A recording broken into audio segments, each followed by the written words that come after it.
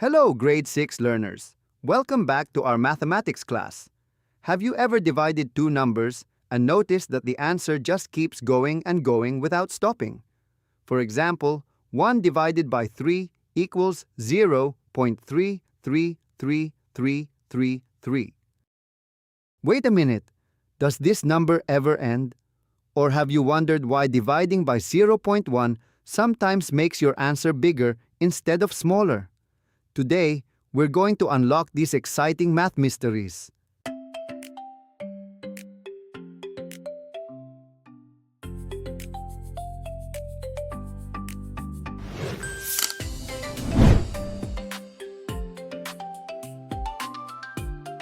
By the end of this lesson, you will be able to divide whole numbers that result in repeating decimals, divide whole numbers by decimals, mentally divide decimals by 1/10, 100th, 1,000th, 10, 100, and 1,000.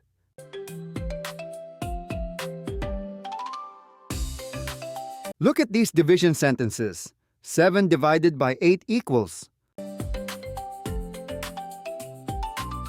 Let's solve. 7 divided by 8 equals 0.875. Does it stop? Yes. We call this a terminating decimal. Example 2. 5 divided by 3 equals. Let's divide. 5 divided by 3 equals 1.6666666. Does it stop? No. It keeps repeating forever. Example 3. 50 divided by 12 equals.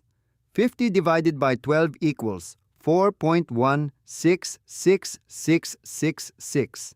Again, the number never ends. What do you notice about these answers? That's right. Some decimal numbers end. Others continue forever and repeat the same digits. These are called repeating or non-terminating decimals. A repeating decimal is a decimal number in which a digit or group of digits repeats forever. Let's look at some examples. Example: 1 divided by 3 equals 0.333333. Since the digit 3 repeats forever, we can write it using a special symbol called a vinculum or bar notation.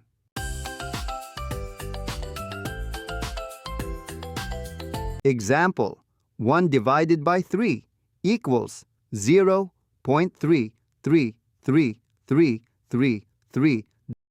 We write 0.3 bar.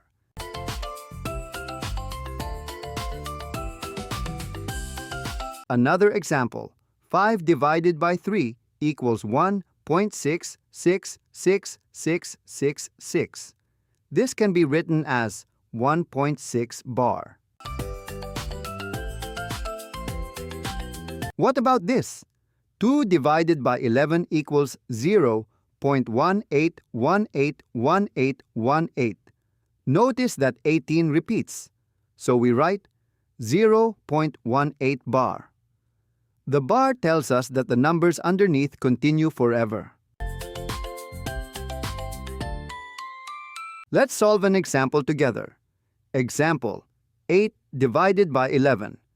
Let's divide. 11 cannot divide 8, so we write 0. Add decimal and zeros. 80 divided by 11 equals 7. Remainder 3. Bring down 0. 30 divided by 11 equals 2. Remainder 8. Bring down 0. 80 divided by 11 equals 7 again. Wait! The digits are repeating, so our answer becomes 0.727272, or simply 0.72 bar.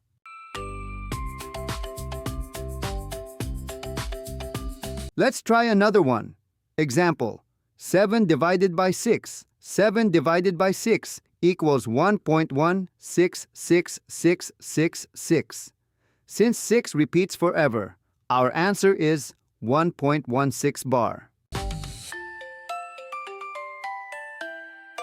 Remember, divide normally.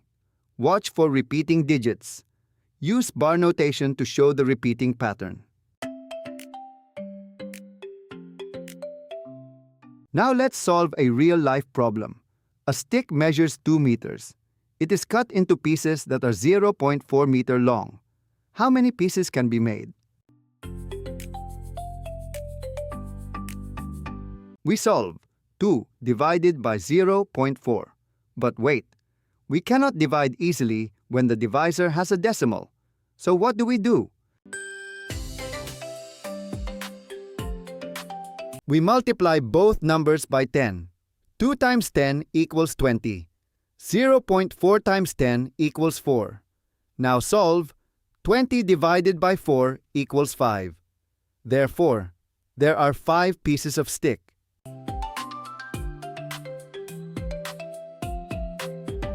Let's do another example. Example: 15 divided by 0.5. Multiply both by 10. 150 divided by 5 equals 30. Answer: 15 divided by 0.5 equals 30.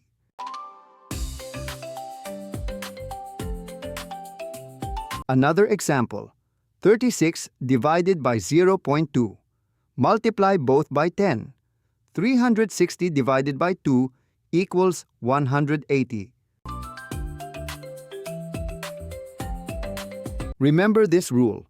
When dividing by a decimal with 1 decimal place, multiply both the dividend and divisor by 10 before dividing.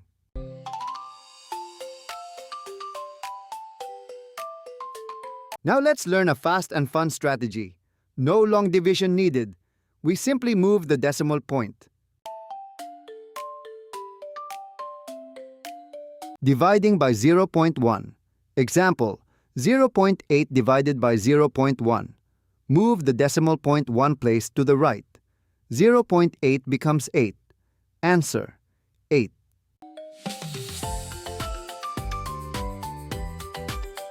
Dividing by 0.01. Example: 1.56 divided by 0.01.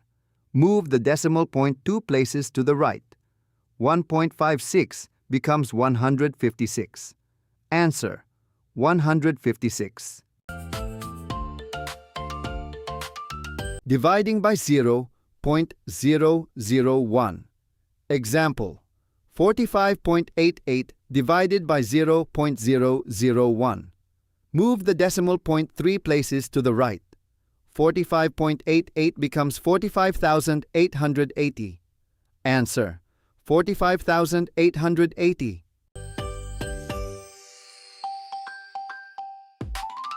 Dividing by 10. Move the decimal point 1 place left. Example: 0.57 divided by 10. 0.57 becomes 0.057.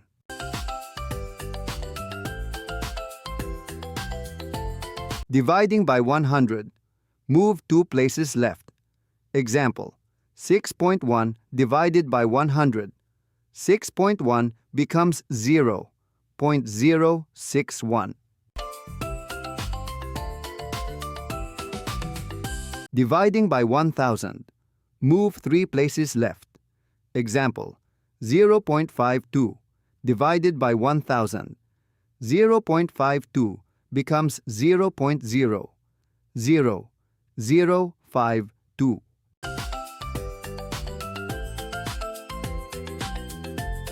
Quick challenge. 82.941 divided by 0.01. Ready? Move the decimal 2 places right. Answer: 8,294.1 or 8,294 and 1/10.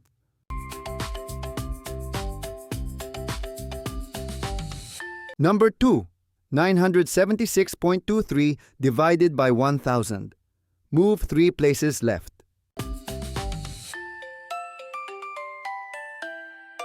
0.97623 or 976,223 hundred-thousandths. Number 3. 3.451 divided by 0.001. Move 3 places right. Answer: 3,451. Let's summarize today's lesson. Repeating decimals continue forever. Use a bar notation or vinculum to show repeating digits. When dividing a whole number by a decimal, multiply both numbers by powers of 10 until the divisor becomes a whole number. When dividing by 0.1, move right 1 place. 0.01, move right 2 places. 0.001, move right 3 places. When dividing by 10, move left 1 place. 100, move left 2 places. 1,000, move left 3 places. Excellent work today, Grade 6 learners. If you enjoyed this lesson, don't forget to like this video, comment your score in the challenge activity, subscribe for more Grade 6 mathematics lessons. Remember, every math problem you solve makes your brain stronger. See you in our next lesson.